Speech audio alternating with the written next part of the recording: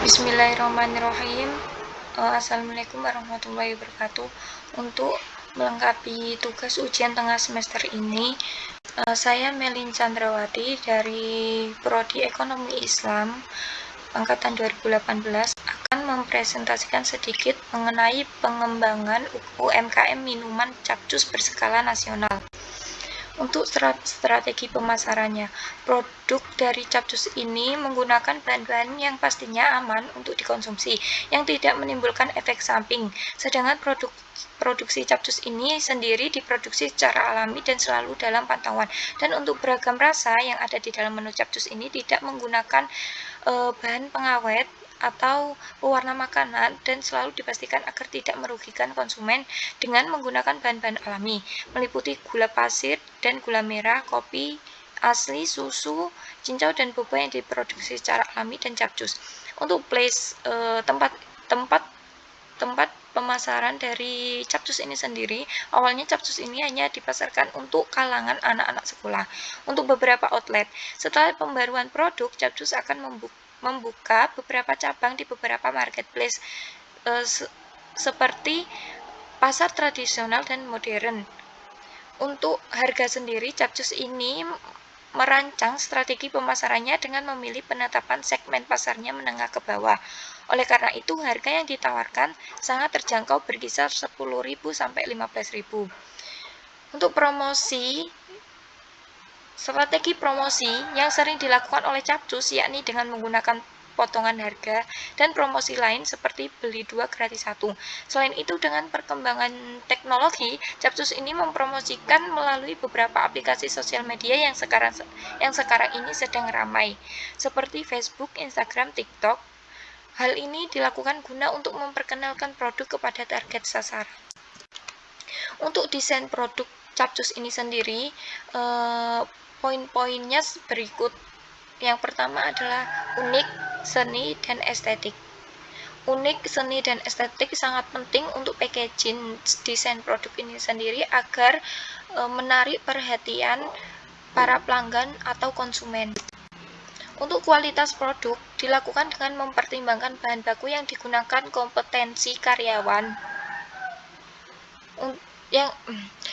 Uji kualitas produk sendiri ini dilakukan dengan mempertimbangkan bahan baku yang digunakan, kompetensi karyawan, juga termasuk kualitas produk dan teknologi yang akan digunakan, bertujuan untuk memberikan kenikmatan dan kenyamanan kepada pelanggan.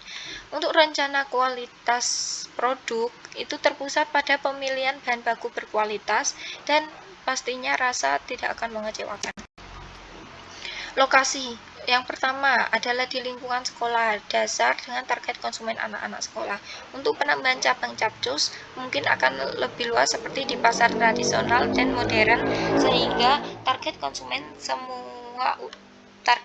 di semua usia, tidak hanya di kota besar melainkan di kota kecil juga.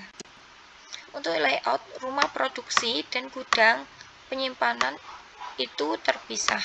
Tata letak produksi yang ditawarkan kepada pelanggan diurutkan berdasarkan perbedaan rasa. Dalam sumber daya manusia karyawan itu dibutuhkan lebih banyak karyawan, karena setiap store minimal membutuhkan 2-4 karyawan. Karyawan dibutuhkan ketika pesanan mengalami peningkatan. Teknologi, spesifikasi teknologi dan manfaat ekonomi sesuai dengan harapan.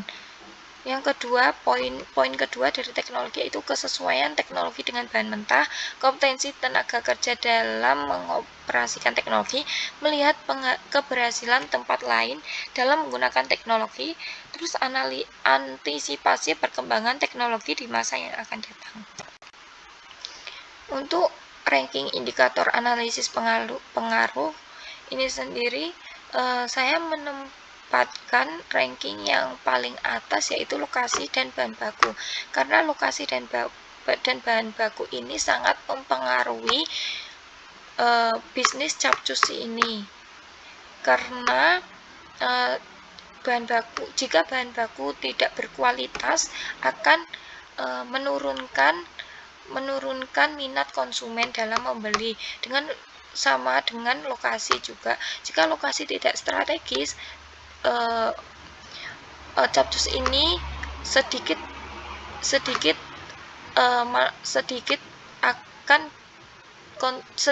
konsumen yang mengenalnya. Terus untuk analisis kesiapan indikator ini sendiri, ranking dan kondisi saya sesuaikan dengan keterangan di sampingnya, itu layout rankingnya 20, kondisi 5. Berarti untuk layout tidak penting, tapi tidak terlalu penting, tidak terlalu berpengaruh. Untuk kondisi sendiri siap dan mudah didapatkan, dan seterusnya. Untuk lokasi juga begitu. Untuk lokasi sangat berpengaruh dan siap, mudah didapatkan. Desain produk juga uji kualitas produk, karyawan, teknologi, bahan baku, rencana kualitas dengan nilai jumlah 1040. Untuk analisis SWOT dari aspek internal, yaitu strength, kekuatan ini sendiri meliputi memiliki varian rasa yang berbeda dengan pesaing, packaging lebih rapi dan estetik, mengutamakan kualitas rasa. Terus saat ini sedang diminati oleh banyak masyarakat, banyak pilihan jenis produk yang dapat dijual, dapat membuat cabang di lokasi-lokasi baru, memiliki koneksi dengan supplier, harga bahan baku tergolong rendah sehingga bisa membuat produk dengan harga terjangkau. Untuk kelemahan weakness sendiri dari Capcus, yaitu harga sewa tempat yang mahal, terutama di lokasi yang strategis.